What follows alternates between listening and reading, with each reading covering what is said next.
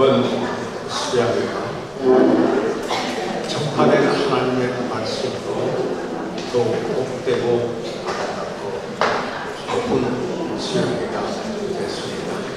여러분 그렇게 믿으시죠? 네, 우리 강사 목사님이신 이재기 목사님이 오시면 혼자 오시지 않고 사모님도 같이 오셨어요. 이 시간 사모님 한번 잠깐 서보세요. 뜨거운 박수.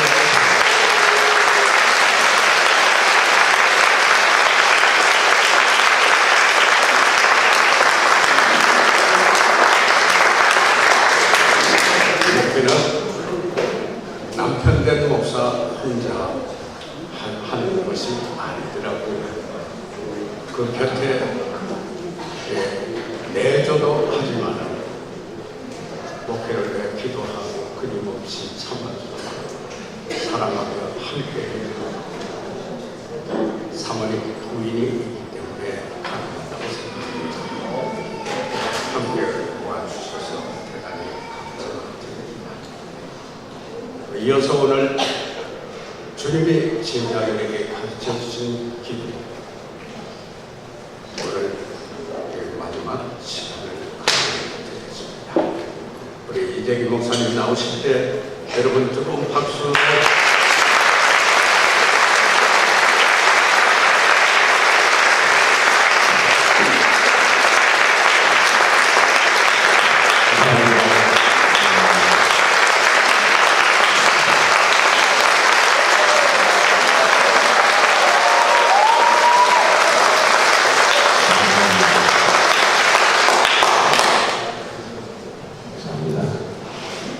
많이 좋아하시죠? 저는 아까 진짜 아까 작년도 분명히 작년도 찬양 안 했어요. 찬양 때 찬양을 진짜 대단합니다. 너무 감동이 됐고요.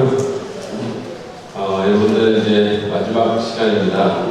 피곤하시더라도 끝까지 견디는다는 구원을 얻으니까 끝까지 좀 잘 견뎌주시고, 제가 사실은 예전에 지난번에 제가 강사로 왔을 때 동해에 리소스에서 했었는데 그 중요한 사진을 제가 안 갖고 와서 너무 안타까운데요. 그때는 그 2층이 있었어요. 2층 기억나시죠? 그 2층에 우리 학생들이 이렇게 널브러져 있는 그 사진이 있었는데 마지막 시간에 누가 저한테 보내주더라고요. 오늘은 우리가 끝까지 잘 해주시기 바랍니다. 이번에 제가 예루수양에 강사로 와서 제 개인적으로는 너무나 영광스러운 기회였고, 이렇게 지금 말씀을 경청하시는 귀한 청중들 앞에 서서 이 말씀을 전한다는 게 너무나 큰 특권으로 제게 여겨졌고 너무나 큰 기쁨이었음을 여러분에게 말씀을 드립니다. 제가 정말 평생 이렇게 잊지 못할 것 같아요. 사실 우리 김세 목사님께서 오랜 세월 동안 잘 훈련하고 운영하셔서 정말 이렇게 아름답게 성장하고 또 성숙한 귀한 청중 앞에 선다는 자체가 어떤 설교자에게나 영광인 것 같아요. 제게 특별히 큰 영광이었고 기쁨이었음을 말씀을 드립니다. 제가 얘기를 하나 해드리려고 하는데요. 그 음악적인 감각이 예민한 그런 아버지를 둔 아이가 그날 그 아버지한테 좀 이렇게 좀 안 좋은 소리를 들은 기분이 너무 나갔어. 그래가지고 이 아들이 그 아버지를 좀 괴롭히고 싶어가지고, 그래가지고는 아버지가 잠들 때 이쯤 돼가지고 나와가지고 그 실에 있는 피아노를 도레미파솔라시까지 오시고 들어간 거예요. 그래서 이 아버지가 주무시려고 하다가 잠을 층하다가 도저히 못 견뎌가지고 나오셔가지고 또 치고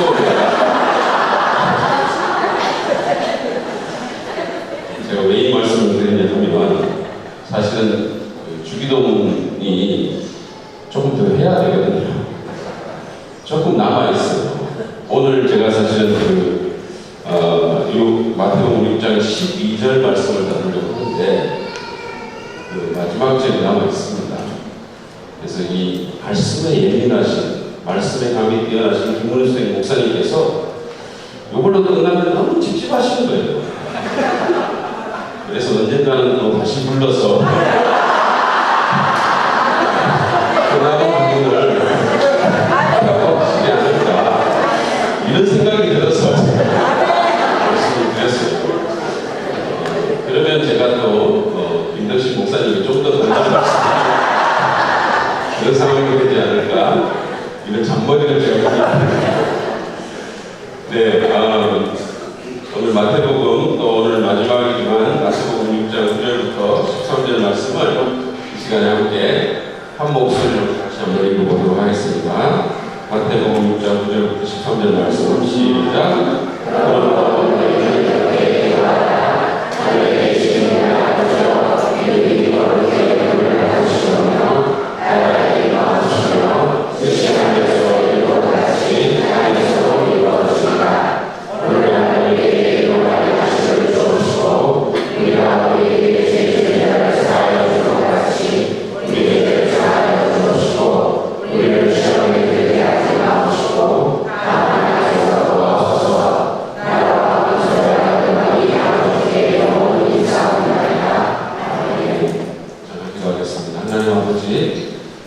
이제 주님의 은혜로 저희들 수양의 여기까지 인도해 주셔서 감사합니다.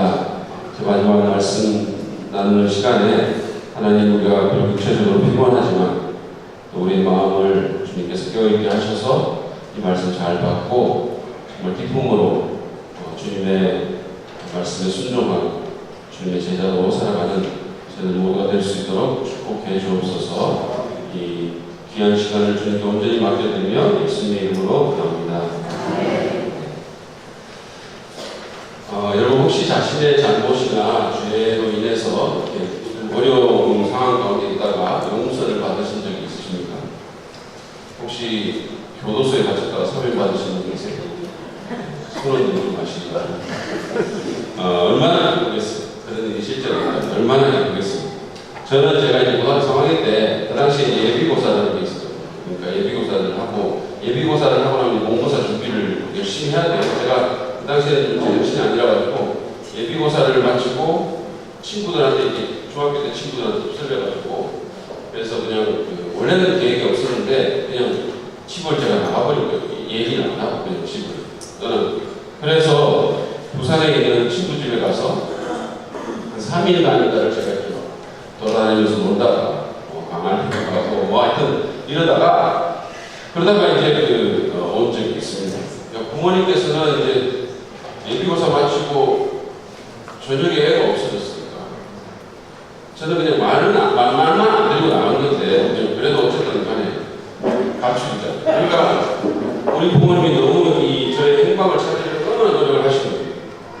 그런데 제가 학교에도 아무 말도 없이 사라졌고 학교 친구들한테도 누구에게도 연락 안 했고 나는 휴대폰도 있는 것도 아니고 그러니까 찾으실 수가 없었던 거예요.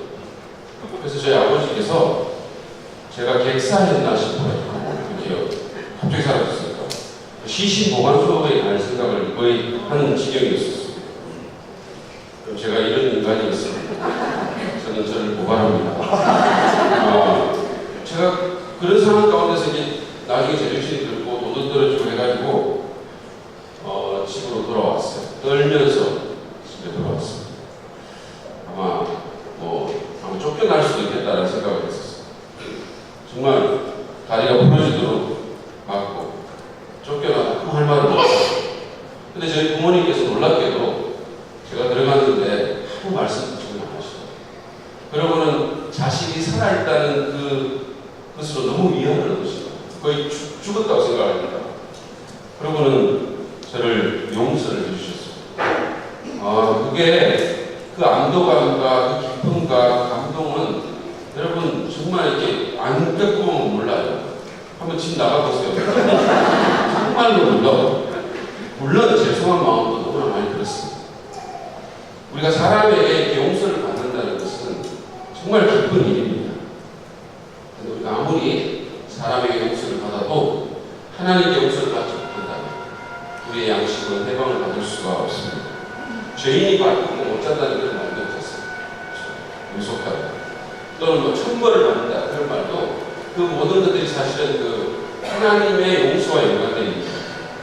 여러분 생각해 보십시오. 천벌을 받아야 하는 내가 여러 가지 부끄러운 그런 잘못을 저지르고 다른 사람은 잘 알지도 못하는 그런 죄에 대한 죄책감으로 힘들어하는 내가 하나님으로부터 완전히 용서를 받는다. 정말로 그 용서를 내가 진짜로 확신한다면 여러분 그 기분이 어떻겠어요? 모든 것을 주관하시고 영원한 운명까지 결정하시는 그분께 완전한 용서를 받는 것의 기쁨이 얼마나 크겠습니까? 제가 예전에 한 죄수의 간증을 읽었어요. 이 사람은 미국의 이민자인데 이민 생활이 여러 어려움을 겪고 좋은 대학에 들어가서 그 대학을 졸업하고 아주 좋은 직장을 잡아서 결혼을 했어요. 너무 잘 나가는 인생이었어요. 그러다가 어느 순간에 다른 여자를 만나게 된 겁니다. 그래서 가정이 파탄이 났어요. 인생은 곤두박질을 쳤고 자기가 살면서 2번밖에 싸움을 한 적이 없다는 사람이 뭐에 쓰인 듯이 살인을 저질렀어요. 그래서 그가 뉴욕주의 감옥에 갇히는 시세가 됐어요. 그런데 거기서 하나님의 은혜로 복음을 듣게 그리고는 하나님께서 예수 안에서 자신의 모든 죄를 용서하신다는 그 놀라운 기쁜 소식을 믿음으로 확신하게 됐어요. 새로운 피조물이 됐어요. 그때부터 그는 자기 아내와 자녀의 구원을 위해서 기도하기 시작했어요. 그런데 놀랍게도 그 아내 또한 비슷한 시기에 바깥에서 구원을 받는 거예요.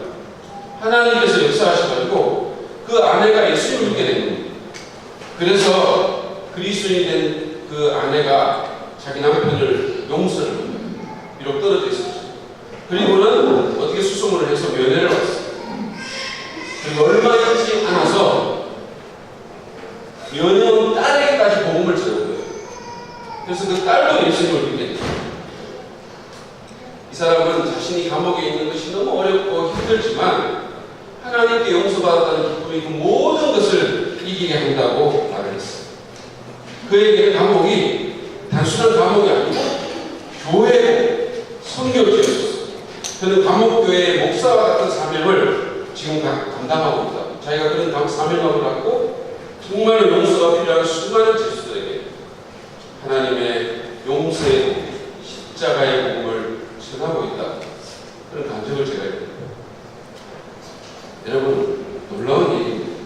이처럼 하나님께 용서받는 것은 간다는 것은 정말 놀라운 일임에 틀림이 없습니다. 우리 중에 거의 대부분의 분들이 아마 십자가의 복음을 믿고 예수 그리스도의 대속에 힘입어서 과거와 현재와 미래의 모든 죄를 용서받고 그리고 정말 예수 안에서 주님 때문에 의롭다 하시는 칭함을 받고 하나님의 자녀가 되어서 하십니다. 물론 문제가 있는데 그것은 우리가 매일의 삶 속에서 이 용서의 기쁨을 경험하고 있는가. 그런 용서를 내가 받았지만 매일의 삶 속에서도 용서의 기쁨과 자유를 내가 경험하고 있는가. 비록 죄는 용서받았지만 비록 하나님의 자녀가 됐지만 우리는 삶 속에서 여전히 죄를 짓습니다. 안 짓고 싶을 때도 짓고 때로는 이렇게 막 어떻게 보면 마음이 풀어져가지고 죄를 짓기도 해요. 때로는 심각한 죄도 짓습니다. 그리스도인이 어떤 단계에 도달하면 죄를 짓지 않는다는 그런 말을 하는 분들도 있지만 그것은 사실이 아닙니다. 성경도 그리스도인이 죄가 없다고 말하면 그것은 하나님을 거짓말하는 걸로 만든다고 말했어요. 물론 우리는 예수 믿고 나서 죄를 덜 짓겠죠. 그렇지만 여전히 죄를 짓습니다. 그리고 죄에 대한 우리의 감각이 더 예민해져서 실제로는 예수 믿기 전보다 죄를 훨씬 덜 짓지만 그러나 우리 감각이 예민하기 때문에 예전에는 잘 느끼지 못했던 문제까지 죄책감을 느끼게 되는 거예요. 이런 상태에서 우리는 어떻게 하나님의 용서를 실제로 경험하고 용서의 기쁨과 죄책감에서의 자유를 누릴 수 있을까요?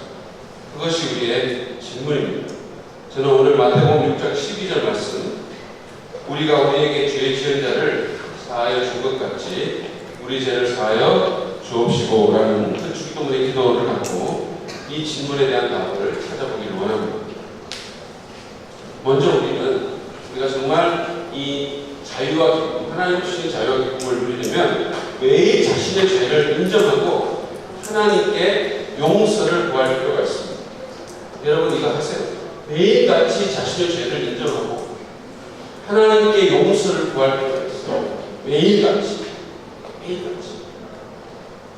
예수님은 우리의 죄를 용서해 달라는 기도를 하라고 가르치셨어요.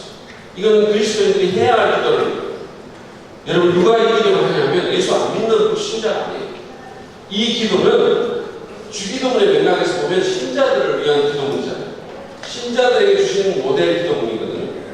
그러니까 하나님을 하늘에 계신 우리 아버지라고 부르는 그 사람들이 매일같이 주님께 죄를 용서해 달라는 기도를 하라고 말씀하셨어요. 제가 아까 말씀드린 것처럼 예수 믿는 자들도 크고 작은 죄를 짓습니다. 우리가 죄에 대한 개념이 어떤지 모르겠지만 사실은 생각도 죄고, 예수님은 죄의 차원을 굉장히 깊이 넓게 만드셨기 때문에 사실은 우리가 때로는 생각으로도 죄를 짓기도 하고 때로는 태도로 죄를 짓기도 해요. 때로는 옛날 세상 사람들 같은 모습을 드러낼 때도 있어요. 때로는 사람들이 죄라고 모르지만 내 마음속에 교만이 가득 찰 수도 있어요. 모든 것들이 사실은 죄와 연결되는 게 굉장히 많아요. 아직은 구원이 완성된 것이 아니라 성화의 과정 가운데 있기 때문에 우리는 지금 죄를 짓습니다. 우리 아까 우리 목사님께서 저희 아내 지금 이렇게 목회자의 아내가 목회 지금 조력하는 뿐만 아니라 지금 이렇게 여러 가지로 많은 도움을 주신다고 할 때 제 마음이 뭉클했었어요. 눈물이 흘러나고 그랬어요. 그렇지만 저희 집사람도 죄를 짓는 거예요. 여러분, 그리고 제가 지금 말씀드리고 싶은 것이 뭐냐면, 저희 아내는 우리 김우성 목사님 사모님께서는 또 정말 이렇게 정말 모델 사모님으로서 이렇게 모습을 보여주는데, 저희 아내는 제사에게 또 어떤 식으로 저를 조력을 하냐 하면, 자신을 이 설교의 예화로 그냥 바쳐줍니다. 자신의 삶을 제 설교의 재료로 그냥 정말 정리하게 바쳤어요. 그래서 저한테 저를 쓰시옵소서. 당신이 원하는 대로 저를 죽이든지 그렇게 말은 않지만 그렇게 동의를 하는 것 같아요. 그래서 이렇게 목회를 도와주는 저희 아내도 죄를 짓습니다. 작년에 있잖아요. 저희 교회가 수양회를 갔거든요. 수양회 갔는데 오후 새벽 한 3시쯤인가 화재 경보기가 오거든요. 저는 생전 처음 들었어요. 화재가 났으니까 일단은 엄청나게 큰 소리가 나는 거예요. 그래가지고 깜짝 놀라서 이제 잠에서 깬 거죠. 그러니까 저희 아내가 먼저 깨고 제가 좀 뒤에 깼는데 당시 아내는 좀 이렇게 그래도 입고 나갈 만한 옷을 입고 자고 있었고, 저는 완전히 그냥 아저씨 파자마를 입고 이렇게 자고 있었던 너무 편한 옷을 입고 자고 있었어요. 그러니까 제 아내는 또 워낙 그 동작이 굉장히 빨라요. 그래서 이제 뭐 조금 이렇게 한번 그러더니 급히 그냥 이렇게 나가버리는 거예요. 문을 한번 열어보더니 복도가 좀 뿌연 것 같다고 하면서 저는 옷을 이제 갈아입었어요. 왜냐면 제가 그냥 나갈 수가 없으니까. 아무래도 목사가 아저씨 파자마를 입고 어떻게 나갑니까? 아무리 불이 나요. 그래가지고 제가 옷을 갈아입었는데 저를 보더니 그냥 문 한번 열어보더니 이게 좀 심각한데 이렇게 나와버리더라고요. 자기 사주라고. 그래도 나중에 자기 말로는 딸내미가 깜빡이서 자고 있었는데 플리프가 걱정돼서 그 아이를 찾으러 나갔다고 말을 나중에 했지만, 그 당시에 제 마음은 정말 신나했어요. 아니 이럴 수가 있나. 이렇게 이기적이란 말인가. 아니 이 비몽사몽하는 가련한 영혼을 그냥 버려두고 이렇게 잘못해 살자고 나갈 수 있단 말이야. 그때 제가 느꼈어요. 인간은 죄인이다. 정말. 여러분, 그리스도인 목사도 사모도 죄를 짓습니다. 성경을 보세요. 아브라함도, 다윗도, 베드로도 구원받은 데 죄를 지었어. 그러므로 우리는 하나님께 죄를 용서해달라는 기도를 해야 합니다. 어떤 분은 아니 하나님께서 그리스도에서 이미 우리 죄를 다 용서했는데 또 용서해달라고 기도해야 되나? 이렇게 질문할 수 있어요. 물론 우리의 죄는 예수님을 믿는 순간에 정말 법적으로 십자가의 무료로 영당권에 용서받았습니다. 하나님께서는 예수님 때문에 우리를 의롭다고 선언하셨습니다. 이것이 이 칭의의 교리입니다. 그렇지만 비록 우리가 법적으로 하나님께 완전한 용서를 받았다 하더라도 매일의 삶 속에서 아버지와의 친밀한 교제를 위해서 우리는 용서를 구해야 됩니다. 예를 들어서 제 아들이 제게 무슨 잘못을 했다고 합시다. 그것이 그가 제 아들이라는 신분의 어떤 변화를 가져와 주시나 언제나 그는 내가 사랑하는 내 아들입니다. 그리고 내 마음은 여전히 그를 용서했어요. 그가 비록 말을 안 해도 이미 용서했을 수 있어요. 그렇지만 그가 자신의 잘못을 인정하고 제게 용서를 구하기까지는 친밀한 관계가 실제적으로 가능하지 않아요. 그 용서를 확인할 수 없습니다. 여러분, 하나님과의 관계는 마찬가지입니다. 우리가 예수님 믿을 때 법적으로 이미 용서받았습니다. 하나님은 완전히 저를 용서하셨고 자녀로 삼아주셨어요. 우리가 잘못한다고 해서 그 사실에 문제가 생기진 않아요. 그러나 내가 잘못을 솔직히 인정하고 고백하지 않고 실제적인 삶에서 아버지와의 관계가 온전히 회복되지는 않는 거예요. 그리고 또 더 중요한 게 뭐냐면 그런 상태가 이렇게 지속이 되고 있잖아요. 그러면 마귀가 그것에 개입을 해가지고 끊임없이 봉사를 합니다. 끊임없이. 그래서 우리의 양심을 괴롭히는 거예요. 그래서 삶 속에서 용서의 기쁨과 자유를 경험할 수 없는 거예요. 비록 내가 법적으로는 예수님 때문에 하나님께 완전히 용서받았지만 실제로 내가 하나님께 그 죄를 고백하고 그래서 그 하나님으로부터 용서의 어떤 그 마음을 얻기까지는 계속 이 마음이 마귀의 공격에 시달릴 수 있다. 복음서를 보면 예수님께서 제자들과 최고의 만찬을 하시면서 그들의 말을 시켜주는 얘기가 나와요. 당시 유대인들은 샌들을 신고 다녔기 때문에 거리에 먼지가 굉장히 많이 묻었고 그래서 누군가가 들어오면 종들이 발을 씻겨줬어요. 그 집의 종이. 근데 그날은 거기에는 종이 없었던 것 같고 제자들은 서로 파워 게임을 하면서 아무도 말 씻는 일을 지원하지 않았어요. 아무도 그 일을 하지 않았어요. 이거는 그 당시의 문화를 보면 너무 이상한 상황이 지금 진행되고 있는 거예요. 그들은 서로 눈짓을 하면서 네가 일어나지 마. 나는 개천 멤버야. 나이도 몇 살이야? 작년 1부 아니야? 뭐 이런 그러면서 서로 이렇게 막 왔다 갔다 하는 거예요. 그러니까 우리 주님이 허리에 수건을 동여매고 제자들의 발을 씻기기 시작했어요. 매우 난감한 상황이 벌어지고 있었어요. 주님이 베드로의 자리에 갔을 때 베드로는 자기 발을 빼면서 이럴 수는 없다고 거부를 했어요. 근데 주님께서 요한복음 13장 8절에서 이렇게 말씀합니다. 내가 너를 씻기지 아니하면 네가 나와 상관이 없는 거야. 여러분, 이 씻김이 영적 교제를 상징하는 그런 행위라는 사실을 베드로에게 암시해 주신 거예요. 그때 베드로가 오버를 하면서 말하죠. 베드로는 오버의 달인입니다. 구절을 보세요. 주여 내 발뿐만 아니라 손과 머리도 씻겨 주옵소서. 그때 예수님께서 10절에서 이런 말씀하시죠. 이미 목욕한 자는 발밖에 씻을 필요가 없느니라. 온 몸이 깨끗하니라. 너희가 깨끗하니 다가 아닙니다. 여러분, 이게 무슨 말일까요? 이미 목욕을 했다는 말은 그들의 죄가 완전히 씻겼다는 것으로 이미 구원받고 법적인 용서를 받았다는 것입니다. 그래서 주님께서 제자들에게 너희는 깨끗하라고 말해요. 그런데 다 그런 것은 아니라는 말은 거기 다른 문화가 있었기 때문입니다.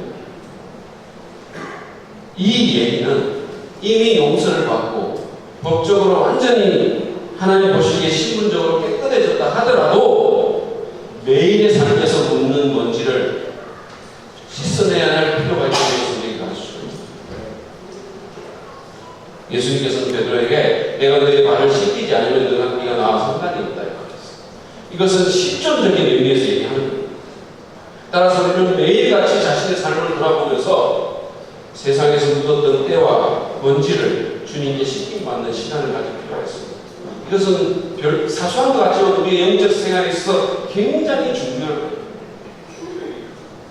그럴 때 우리는 주님과 다시 친밀한 관계를 회복할 수 있고 용서의 기쁨과 자유를 누릴 수 있습니다. 요한일서 1장 9절 말씀은 이렇게 하나님의 약속을 전합니다. 만일 우리가 우리 죄를 자백하면 저는 믿으시고 이로써 우리 죄를 사하시며 모든 불의에서 우리를 깨끗게 하실 것입니다. 여기서 우리라는 말은 물론 그리스도인을 의미합니다. 여기 자백으로 번역된 헬라어 단어는 문자적으로는 같은 말을 한다는 뜻입니다. 그 말은 내가 저지른 것이 죄라는 사실에 대해서 하나님과 같이 동의한다는 것입니다. 변명하지 않고 정당화시키지 않고 하나님과 더불어서 하나님 이거 죄입니다. 저 인정합니다. 그리고 하나님께 자백하고 용서를 구할 때 하나님은 그 죄를 용서하시고 우리의 양심을 깨끗하게 해보시겠다고 약속하십니다. 하나님과의 친밀한 교제가 회복되는 것입니다. 여러분이 아셔야 할 것은 하나님은 그 누구보다도 용서할 준비가 되어 있으세요. 그 어떤 사람보다도 우리에게 용서할 준비가 되어 있으신 분이십니다. 그렇지 않았다면 예수님을 우리에게 보냈을 리도 없고, 그렇지 않았다면 죄 용서의 기도를 하라고 우리에게 권면하지도 않았을 거고, 그렇지 않다면 요한일서 말씀과 같은 약속의 말씀을 우리에게 주시지 않았을 것입니다. 여러분, 하나님은 우리에 대해서 화가 나 있지 않아요. 그리스도의 죄를 지으면 죄송한 마음과 자격지심 때문에 하나님께 잘 안 나가려고 해요. 오히려 죄를 지고 약간 이렇게 자포자기하고 떨어져 나가려고 하는 경향이 있습니다. 그러면 마귀도 때를 놓칠세라 우리를 정죄하고 판단합니다. 네가 그래갖고 그리스도인이냐? 말이나 못하면 진짜 뻔뻔하기도 하지. 아니 말을 하지 마라. 이러는 거예요. 그럼 우리는 그 마귀의 존재에 동의하면서 그래 나 같은 놈이 무슨 신앙 못 누르냐? 에이 뭐 이러면서 그냥 자기 연민에 빠지고 점점 하나님께 멀어지는 그런 일이 벌어집니다. 이게 바로 마귀가 노리는 거예요. 그러므로 여러분 우리는 마귀의 말에 귀를 기울이지 말고 죄를 지었을수록 하나님께 나가야 돼요. 마귀의 말에 귀를 기울이지 말고 심지어 자기의 소리에도 귀를 기울이지 말고 하나님의 말씀에 귀를 기울이고 나가야 돼요. 믿어야 돼요. 하나님께서 우리가 우리 죄를 자백하면 저는 믿으시고 의로서 우리 죄를 사하신다고 약속하셨어요. 뻔뻔하게 나가세요. 예수 때문에 하나님께 나가야죠. 나가면 용서받아요. 우리를 모든 불의에서 깨끗게 하십니다. 진심으로 참여하고 죄에서 돌이켜서 하나님께 나가십시오. 여러분 기억하십시오. 하나님은 용서의 달신입니다. 하나님께 나아갈 때 여러분은 어떤 상황에서든 용서의 기쁨과 자유를 누릴 수 있게 될 것입니다. 두 번째로 우리가 참 기쁨과 자유를 위해서 우리는 다른 사람들의 잘못을 용서해야 합니다. 오늘 주님이 가르치신 기도를 보면 조금 이상한 표현이 나와요. 12절 말씀을 다시 보실까요? 우리가 우리에게 죄 지은 자를 사하여 준 것 같이 우리 죄를 사하여 주옵시고 그랬어요. 꼭 하나님께 용서받기 위해서는 우리가 다른 사람의 죄를 용서해야 되는 것 같은 그런 생각이 들게 만드는 거예요. 14절, 15절은 이 구절을 좀 더 구현해서 설명을 합니다. 여러분 이 구절 말씀 보이시죠? 같이 한번 읽어볼까요? 시작. 너희가 사람에게 악을 용서하면 너희 천국에서도 너희 악을 용서하리라. 너희가 사람에게 악을 용서하지 않으면 너희 아버지께서도 너희 악을 용서하리라. 이 구절은 하늘 아버지의 용서가 다른 사람에 대한 우리의 용서와 연관되어 있음을 더 분명하게 보여줍니다. 그렇다면 하나님께 우리의 죄를 용서받기 위한 조건이 내게 죄를 지은 다른 사람을 용서해 줘야 되는 것입니까? 그래야 합니까? 이것에 대한 대답은 yes and no예요. 예와 아니오로 답니다. 만약에 이것이 우리가 처음 예수를 믿을 때 하나님께 받는 법적인 용서를 의미한다면 그것은 아니오예요. 우리의 구원은 전적인 하나님의 은혜로 이루어지는 거고 우리의 행위와는 무관합니다. 그 어떤 조건도 붙어있지 않아요. 여러분 에베소서 2장 8절 9절 말씀 아시죠? 이것도 같이 한번 읽겠습니다. 시작. 너희가 너희에게 행하여 믿음으로 말미암아 구원을 얻으리니 이것이 너희에게서 난 것이 아니고 하나님의 선물이라. 행위에서 난 것이 아니니 누구든지 자랑하지 못하게. 행위에서 난 게 아니에요.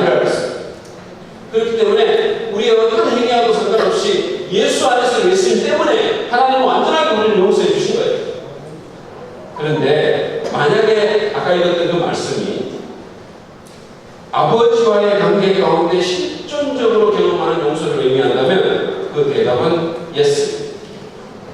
그런데 이 기도가 이미 믿는 자의 기도임을 감안한다면 이것은 우리가 삶을 살면서 하나님과의 관계 가운데 실존적으로 경험하는 용서에 대해서 말하고 있는 것임을 어렵지 않게 알 수 있습니다. 다시 말해서 우리가 매일의 삶을 살면서 아버지께서 주시는 용서와 기쁨을 참으로 누리려면 우리는 내게 잘못한 다른 사람을 용서해 줘야 된다.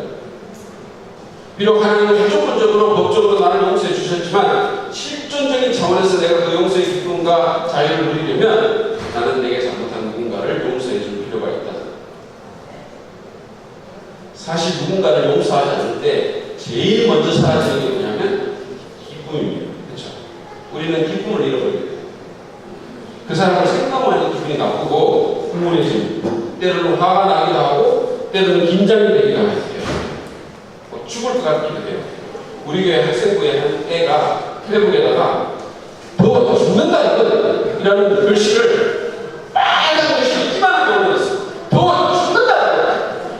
그래서 제가 얘야 제발 죽지 말고 주일날 만나자 살아서 이렇게 좀 했는데요. 여러분 더위도 우리를 죽이지만 용서하지 않는 것도 우리를 죽입니다.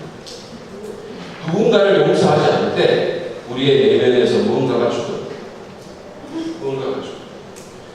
전에 저희 교회 부목사님이 광고를 하는데 표정이 너무 안 좋은 거예요. 이 광고를 하는 사람 표정이 그렇게 안 좋아가지고 그 안 되는 사람 다 쫓아버릴 것 같은 느낌이 드는 정도 표정이 너무 안 좋은 거예요. 그래서 이상하다 이렇게 생각했어요. 물론 그분의 표정이 뭐 오상길 목사님처럼 그런 표정은 물론 아니에요. 언제나 그렇지만 그래도 평소에 그런 표정이 괜찮은데 너무 표정이 우울한 거예요. 나중에 알고 봤더니 그날 아침에 사모님 한판 했는 거예요. 그날 아침에. 근데 이상하게 되다 보니까 사모님은 표정이 괜찮았어요. 사모님은 그러니까 아쉬울 게 없다는 뜻인지 아니면 뭐 사모님은 그 자리를 용서했다는 뜻인지 모르겠어요. 그런데 어쨌든 그 싸움을 하고 나서 이 용서 서로 간에 이게 없으니까 평안이 없어집니다. 그래서 제가 사실 선교자로서 특별히 주일 오전에 부싸움 안 하려고 저는 그래서 제 아내를 되도록 피합니다. 저는 주일날 오전에는 제 아내를 되도록 피하고 서로 말을 안 섞으려고 노력을 해요. 얼굴을 잘 안 보고 왜냐면 발이 왔다 갔다 하면 뭔가 또 잘못하면 어떤 사단이 역사할 수도 있고 그래가지고 제가 노력을 많이 합니다. 그럼 괜히 또 부딪혔다가 용서를 못하게 되면 이게 설교에까지 영향을 주잖아요. 그렇죠? 왜냐면 우리가 부부싸움 할 때 보면 거의 저는 잘못하지 않고 제 아내가 잘못해야 되는데 제가 용서를 해야 돼요. 그게 쉽지가 않아요. 네, 좀 웃어주세요. 마태복음 18장에 보면요. 예수님께서 하신 한 비유가 나옵니다. 어느 종이 10,000달란트라는 천문학적인 기준을 왕에게 줬습니다. 한 달란트는 20년치 연봉이라고 하면 10,000달란트는 20만 년치. 이거 어떻게 갚습니까? 계산이 안 되는 숫자예요. 근데 그는 왕 앞에 끌려 나가기 무지막지한 빚을 갚으라는 그런 요구를 받습니다. 아내와 자식들과 모든 재산을 팔아서라도 갚으라는 거예요. 근데 그는 무릎을 꿇고 제발 갚겠으니 기다려달라고 애원을 합니다. 이건 현실성이 없는 얘기예요. 못 갚아서. 근데 그렇게 애원을 하는 거예요. 그런데 주인의 마음에 갑자기 연민이 생겼어요. 불쌍히 여기게 된 거예요. 그래서 주인이 그 모든 빚을 다 용서해주고 그를 가게 만들었어요. 얼마나 기뻤을까요? 진짜 와사비야 정말 날춤 막춤 낮추면서 너무너무 기뻐하고 왔을 거예요. 그런데 길을 가다가 자기에게 100데나리온을 빚진 동료를 만납니다. 한 데나리온이 하루치 임금이에요. 그럼 100일치 임금을 빚진 자를 만난 거죠. 그런데 그가 10,000달란트를 방금 상감받은 그가 동료의 그 목을 잡고 그걸 갚으라고 요구합니다. 그런데 그 동료가 성경을 읽어보면요. 자, 이 사람이 임금한테 애원했던 거하고 똑같이 합니다. 제발 갚겠으니 용서해달라고 무릎을 꿇고 빌어요. 그런데 그는 그를 감옥에 쳐넣어버립니다. 다 갚을 때까지 풀어주셨습니다. 누군가가 이걸 보고 보다 못해서 주인에게 알렸습니다. 주인이 말 듣고 엄청 노해서 이렇게 말합니다. 마태복음 18장 32절 33절 말씀입니다. 같이 읽을까요? 시작. 악한 종아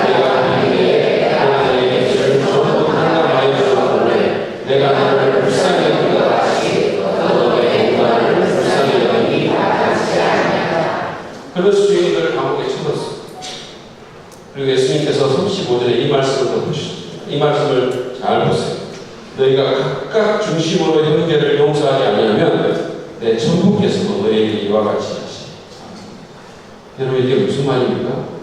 자기는 엄청난 용서를 받아놓고 작은 허물을 용서하지 못하는 자는 마치 심리적으로 감옥에 갇힌 것 같을 것입니다. 아버지의 용서를 실존적으로 경험할 수 없게 될 것이라는 것입니다. 용서받음으로 인해 경험할 수 있는 모든 자유와 해방감과 기쁨을 잃어버릴 수 있다는 것입니다. 그러므로 다른 사람은 몰라도 그리스도인들이라면 우리는 용서해야 됩니다. 우리는 이미 용서받은 자들이 아닙니까? 우리는 과거, 현재, 미래의 모든 죄를 하나님의 은혜로 용서받은 사람입니다. 그런 자들이 자기가 훨씬 더 적은 스케일의 잘못한 사람을 용서하지 못한다는 게 말이 됩니까? 문제는 우리에게 용서할 능력이 없다는 데 있습니다. 우리의 본성은 당한 대로 갚는 것을 잘합니다. 때로는 아주 교묘하게 갚아요. 어떤 사람이 밤에 자는데 말이에요. 새벽 2시인가 3시쯤 전화가 온 거예요. 그래가지고 전화를 받았더니 옆집 사람이 아니 당신 집 개가 지금 짖어가지고 잠을 못 자겠다. 개 좀 시키라. 새벽 2시인가 3시 이러니까 어떡합니까? 그래도 이 사람이 너무 화가 나지만 자기 집 개가 짖어가지고 잠을 못 자겠다니까 너무나 화가 나서 참으면서 죄송합니다. 조용시키겠습니다. 이러고 전화를 끊었어요. 그리고 그 다음날 됐어요. 그 다음날 새벽 3시가 됐어요. 이번에는 그 이웃집 전화벨이 짠 울렸어요. 그 이웃집 사람이 잠을 자다가 머물러서 새벽에 나가지고 전화를 받았어요. 그러니까 그 전날 자기가 전화했던 그 사람이 전화를 했어요. 선생님, 오늘은 기회를 조용시켜놨는데 주무시기가 괜찮으십니까? 우리가 정말 교묘한 방법으로 때로는 하고 여러분 우리 본성이 그렇다는 얘기입니다. 그런데 앞에 그 얘기는 제가 인용했던 그 만달란 그 얘기는 우리가 정말 어떻게 하면 우리 본성이 용서하기 참 힘들어도 용서할 수 있는 비결을 하나 말해줘요. 하나는 자기의 유익을 생각할 때 용서할 수 있다는 거예요. 이야기에서 그 주인은 빚진 봉연을 판감해주지 않는 자를 감옥에 넣으라고 얘기했어요. 이것은 용서를 거부한 자에게 일어날 수 있는 불행한 일을 묘사하는 겁니다. 용서하려 들지 않는 자, 원한과 앙심을 계속 품고 있는 그리스도인은 자기가 만든 분노의 감옥에 갇혀서 괴로운 생각과 비참한 감정과 엇민케 하는 내적인 불안에 시달리게 될 것이라는 겁니다. 용서하지 않는 내가 정말 내게 잘못한 사람을 생각할 때마다 마음이 쓰라리고 평강을 잃어버리고 증오와 분노를 느끼게 된다는 것. 수십 년간 성공적으로 목회를 했던 잔 베가드 목사님은 자기에게 상담하러 온 사람들의 문제를 살펴보면 대부분이 용서의 문제와 연관이 있다고 했습니다. 뿐만이 아닙니다. 의학자들도 우리가 남을 용서하지 않을 때 마음의 분노와 쓴뿌리가 쌓여서 우리 몸의 화학적인 밸런스가 깨어진다는 거예요. 그래서 편두통이라든지 고혈압이라든지 소화불량이라든지 궤양이라든지 해독술 종기라든지 심지어는 심장마비까지 이렇게 가능성이 있다는 거예요. 여러분 용서 안 하다가 죽는 수가 있어요. 몇 사람이 얘기했어요. 용서 안 하다가 죽는 수가 있다. 왜 얘기를 하세요? 저희 사모님께서 말을 안 해서 용서 안 해주시겠다는 말씀이에요. 정호성 시인이라는 분이 내가 살기 위해서라도 용서해야 된다고 말했습니다. 내가 살기 위해서라도 용서해야 된다. 여러분 본성적으로 우리는 자기를 위한 일을 잘 하지 않고 자기의 유익을 위해서라도 용서합시다. 또 하나 이 비유가 제시하는 용서의 비결이 있는 것은 내가 얼마나 큰 용서를 받았는가를 상기하는 것. 내가 얼마나 큰 용서를 받았는지. 10,000달러 받은 족은 자신이 좀 전에 얼마나 큰 빚을 판단받았는지를 잊어버린 것이 분명합니다. 우리는 수시로 십자가의 은혜를 묵상하고 하나님께서 나를 어떻게 용서하셨는지를 수시로 기억할 필요가 있습니다. 수시로 은혜 가운데 가할 필요가 있습니다. 날마다 하나님의 은혜를 생각하고 십자가의 그 용서를 날마다 기억할 필요가 있습니다. 김현국 목사님이라는 분이 이제 부정한 삶의 기초라는 책을 쓰는데 그 책에서 자신의 젊은 젊은 시절 얘기를 합니다. 이분이 이제 20대 후반에 청년 사역자로서 모범적인 삶을 살고 최선을 다해서 사역을 하고 있었는데 그때 그는 평생 당한 적이 없는 인격 모독을 당했다. 밤잠을 자기 힘들 정도였다는 거예요. 누워있는데도 그 말이 생각이 나고 너무 분하고 너무 모욕적이어서 견딜 수가 없었어요. 그래서 너무 큰 내면의 고통을 겪고 있는데 우연히 음악 하나를 들었어요. 평생 잊지 못할 노래였어요. 여러분 아마 아실 거예요. 얼마나 아프실까. 하나님의 마음은 인간들을 위하여 아들을 제물로 삼으실 때 얼마나 아프실까. 주님의 몸과 마음, 사람들을 위하여 십자가에 달려 제물되실 때 얼마나 아프실까. 하나님 가슴은 독생자 주셨구만 인간들 부족하다 원망할 때 얼마나 아프실까. 주님의 심령은 자신을 주셨구만 사람들 부인하며 욕할 때. 근데 이분이 이 노래를 듣다가 사람들 부인하며 욕할 때라는 가사가 귀에 들린 거예요. 그러니까 자기도 원망과 욕과 모욕하는 얘기를 들었기 때문에 자기를 욕하는 그 사람을 자기는 지금 용서할 수 없어가지고 미치겠는 거예요. 어떻게 나한테 그런 말을 할 수 있어? 이런 생각이 드는 거예요. 그런데 그 가사를 들으면서 나도 무시당하고 욕을 당할 때 이렇게 마음이 상한데 하나님은 어떠셨을까? 지금은 어떠실까? 그런 생각이 드는 거예요. 자신이 하나님을 무시하고 욕했던 것이 기억이 났습니다. 눈물이 흘러내렸다는 거죠. 그런 것을 하나님은 용서하셨는데 자기는 지금 뭐를 하고 있다는 생각이 든 거예요. 그러면서 그를 용서하기로 결단했대요. 그 순간입니다. 제가 그 책에 나오는 말을 직접 선생님과 들었어요. 그때 저는 용서가 결단이라는 것을 배웠습니다. 용서란 마음을 놓는 것, 제 마음에서 그를 떠나보내는 것임을 배웠습니다. 우리한테 잘못한 사람은 어떻게 용서할 수 있습니까? 아주 사소한 일인데 우리의 감정이나 자존심을 계속 건드리는 사람, 우리한테 해서는 안 될 말과 행동하는 사람들이 있습니다. 마음이 너무 상합니다. 그러나 사실 우리도 그와 비슷한 태도로 주님을 대하지 않습니까? 우리도 주님께 함부로 말하고 행동하면서 그분을 무시합니다. 그런데도 주님은 우리를 용서하고 기다려주십니다. 내 대단히만 우리를 괴롭히는 사람이 있을 때 우리는 늘 만일이라도 그를 용서해 주신 주님을 바라봐야 합니다. 그래서 이론적으로 그리스도인들은 용서하지 못할 사람이 없습니다. 그리스도인의 용서는 자신을 용서하신 하나님의 용서를 기억하고 묵상함으로써 이루어집니다. 실제로 많은 사람들이 만달란트 건강받은 것을 기억하고 주님을 바라보며 묵상할 때 자기에게 100대를 잘못한 사람을 용서하는 놀라운 경험을 하기 시작합니다. 그리스도인의 용서는 자신을 용서하신 하나님의 용서를 기억하고 묵상함으로써 이루어진다라고 했습니다. 여러분, 은혜가 답입니다. 내가 받은 은혜를 내가 늘 묵상하고 그 은혜로 내 마음이 풍성해지고 내 마음을 따뜻해지고 용서가 가능해진다는 거죠. 십자가의 그 사랑, 그 용서. 이렇게 우리가 다른 사람을 용서할 때 우리는 자유와 해방을 매일 살면서 경험할 수 있고 내 죄를 용서해 주시고 깨끗게 하시는 주님과의 관계를 회복할 수 있습니다. 자, 우리가 목사님은 용서의 자유와 능력이라는 그 자신의 책에서 이렇게 말합니다. 쓴뿌리와 용서하지 못하는 마음이 있을 때는 다른 사람들을 향한 사랑과 하나님과의 친밀함이 있을 수 없다.